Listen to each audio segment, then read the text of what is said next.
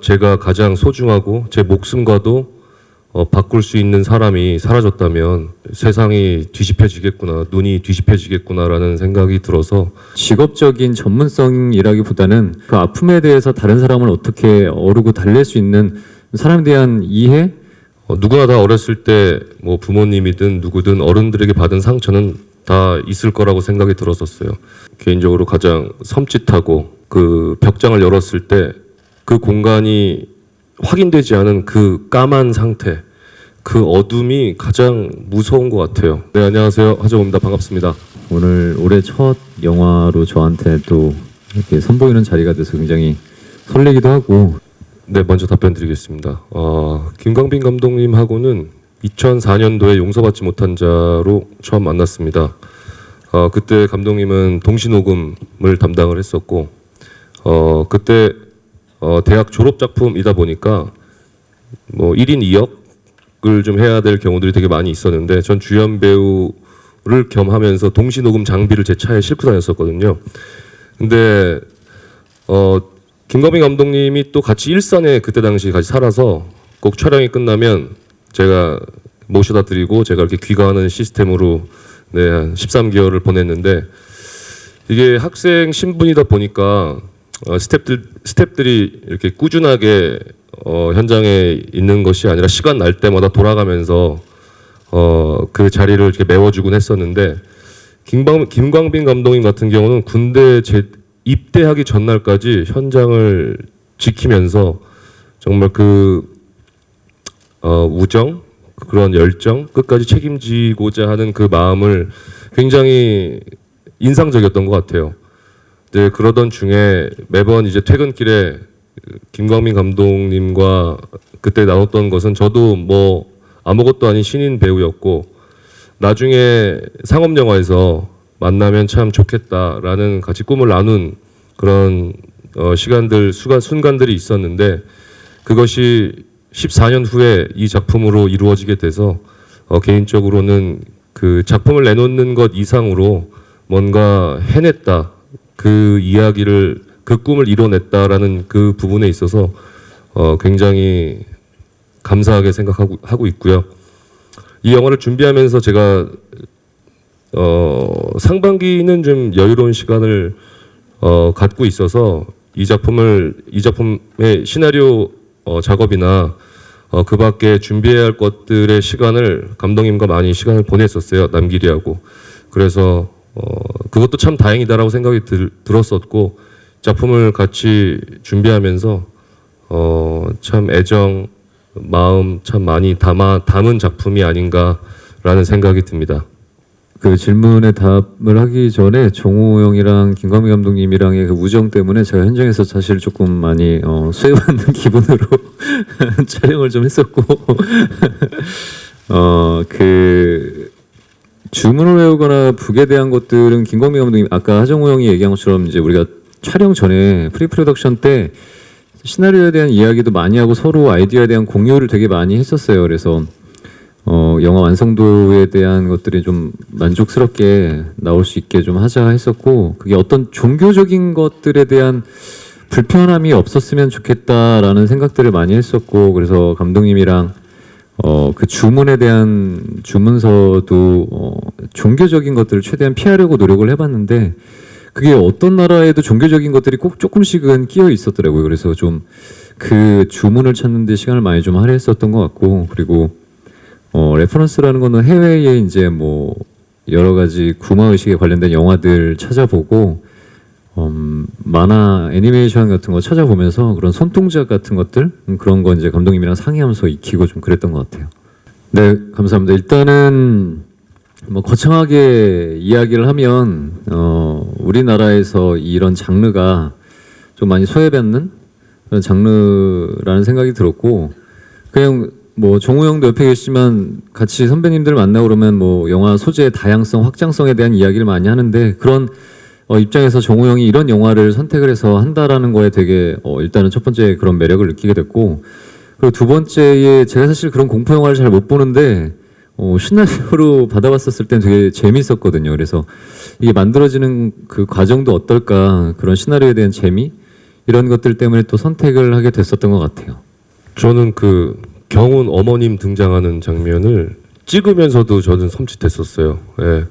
그 타이밍에 그렇게 튀어나오는 걸 알면서도 오늘 또 찌릿해서 네, 참 그 찍었을 때도 기억에 남고 네, 그렇습니다. 저도 그 부분이기도 했고 똑같이 그리고 어둑신이 나오는 부분들도 그 촬영할 때는 그렇게까지 몰랐는데 그 영화 완성된 거를 보니까 좀 섬찟한 느낌도 들고 그 불 번쩍번쩍거렸을 때 그 깜짝깜짝 놀래는 좀 느낌이 있었던 것 같아요. 네, 가장 어려웠던 부분이 아니었나 싶었었어요.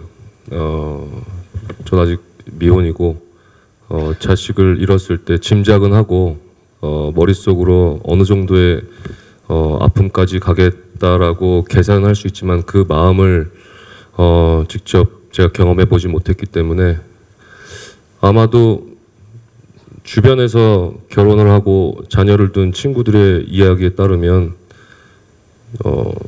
정말 제 목숨과도 바꿀 수 있을 만큼 소중하다라는 한결같은 그러한 이야기에 아마 제가 가장 소중하고 제 목숨과도 바꿀 수 있는 사람이 사라졌다면 정말 세상이 뒤집혀지겠구나, 눈이 뒤집혀지겠구나라는 생각이 들어서 최대한 그 마음을 온전히 표현하기 위해서 집중을 좀 많이 했던 것 같습니다. 김광희 감독님이랑 정우 형이랑 얘기를 제일 많이 했던 게 이게 원인적인 부분들이 어떠한 과학적으로 증명되지 않는 부분이라는 게 집중이 되는 게 아니라 사람에 대한 원인이 제일 첫 번째다라는 얘기들을 많이 했었고 그래서 아까 기자님이 봐주신 것처럼 어떤 직업적인 전문성이라기보다는 그 전문성인 것들은 조금 뒤로 제쳐두고 한 사람들이 누구나 다 갖고 있는 아픔을 갖고 사니까 그 아픔에 대해서 다른 사람을 어떻게 어루고 달랠 수 있는 사람에 대한 이해, 배려, 관계성에 대한 것들을 좀 많이 접근을 하자고 했었어요. 그래서 물론 전문성에 대한 것들, 직업적인 부분들은 같이 따라오긴 하지만 그러니까 저희가 사실 표현하고 싶었던 것도 어떠한 소재, 어떠한 장르이기 이전에 옆에 있는 우리 가족, 또 가족이 아니더라도 우리 내에서 항상 일어날 수 있을 법한 이야기들을 조금 했으면 좋겠다라고 접근을 한 게 기자님이 이렇게 또 잘 봐주신 이유가 아닐까 싶습니다. 그래서 뭐 또 그런 이유에서 많은 분들이 관객분들이 찾아주시면 많은 부분들에 대해서 공감을 해주셨으면 또 하는 부분들도 있는 것 같습니다. 그 연상원이라는 캐릭터와 연이나와의 관계 제일 처음은 이 시나리오를 쓴 김광민 감독한테 많이 물어봤었어요. 이런 비슷한 상처가 있었는지 이런 경험이 있었는지 감독님과 감독님 부모님과 어떤 관계였는지 그런 것들을 많이 물어봤었고 또 이야기를 나눴었고 누구나 다 어렸을 때 뭐 부모님이든 누구든 어른들에게 받은 상처는 다 있을 거라고 생각이 들었었어요. 그것이 어떤 식으로 상처를 받은 형태는 다 다르겠지만 그 자국은 다 비슷하다라고 생각이 드는데 이제 그러한 이야기들을 참 많이 나눴던 것 같아요. 남길이도 남길이와 부모님, 근데 저와 저희 부모님 어렸을 때 시선으로 부모님을 바라본 것과 그 다음에 지금 다 자라서 또 아이들을 바라보는 그 시선의 차이, 또 상처를 바라보는 그 차이, 그런 것들을 각자의 사례들을 통해서 경험들을 통해서 이야기를 나누면서 상원의 심정, 이나는 어떤 마음이겠다, 명진이는 어떤 마음이겠다라는 것들을 우리가 그 감정들을 서로 공유를 했던 것 같아요. 어쩌면 연상원이라는 인물은 똑같이 이나와도 같을 수도 있겠다라는 생각이 들었었어요. 본인이 직업에만 매몰돼서 가정을 와이프한테 맡겨놓고 이나를 거의 방치하다시피 그런 조금은 이제 모자른 어떤 부녀와의 관계였는데 막상 그러한 육아를 담당했던 와이프를 잃고 나서 본인도 길을 잃어버린 거죠. 보호자를 잃어버린 거죠. 그래서 어찌할 바도 모르고 어떻게 해야 될지도 모르고 하는 그 상황에서 이제 딸을 잃어버린 또 딸에게 원망을 받는. 근데 결국 이 영화 여정을 통해서 또 명진이 아버지의 또 관계를 또 보고 또 경훈과 경훈의 어머니의 관계를 보면서 그 안에서의 작은 성장을 통해서 본인이 뉘우치고 반성해서 결국에는 명진과 이나에게 용서를 구하고 이나를 데리고 오는 그 이야기, 그 안을 채우는 그 감정들을 참 감독님과 이야기를 많이 나눴던 것 같습니다. 그래서 그러한 것들을 통해서 이 시나리오의 대사들이라든지 감정의 지문이라든지 그런 것들이 막판에 수정을 같이 많이 했던 것 같습니다.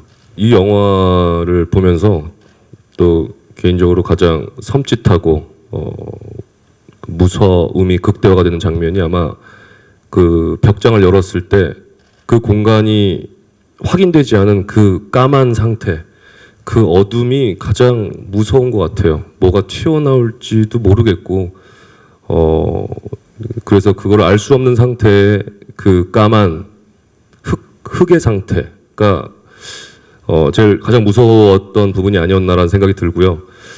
그런 것처럼 이 영화에 대해서 뭐 장르가 뭐 미스테리 드라마다, 뭐 호러 미스테리다 이런 거 생각하지 마시고 그냥 그런 까만 상태로 오셔서 한번 봐주시면 재미가 극대화되지 않을까라는 생각을 합니다. 오늘 이제 영화 찍고 나서 시간 좀 지난 뒤에 또 영화를 편하게 보다 보니까 장르적인 거에 국한되지 않고 뭐 와서 편하게 보시면 충분히 즐길 만한 좋은 영화가 되지 않을까 싶습니다. 네.